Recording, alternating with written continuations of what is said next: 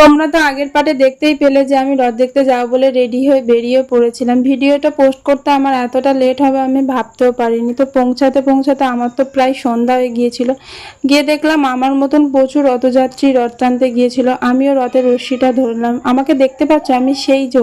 তারপরে মেলাটাও ঘুরতে শুরু করে দিলাম। গিয়েই তো আমার একটা চুড়ির দোকানের দিকে নজর পড়লো, যেখানে জিনিসগুলো অসাধারণ ছিল, মানে প্রত্যেকটা জিনিসই খুব সুন্দর ছিল। এই যে ইউনিক কোরির ব্রেসলেটটা উঠেছে, এটাই তো আমার খুব পছন্দ হয়েছিল, আর সেটা আমি কিনে সঙ্গে সঙ্গে মেলার সামনে পরেও নিয়েছিলাম। এটা আমার এতটাই পছন্দ হয়েছিল কি বলবো। তো যাই হোক, তারপরে আমি পাপড়ি চাট খেয়েছিলাম, আবার মেলা ঘুরছিলাম, আবার ঘুরে ঘুরে দেখছিলাম যে জিলিপি দোকানটা কোথায়। মেলা থেকে মায়ের জন্য তো জিলিপি নিয়ে যেতেই হতো।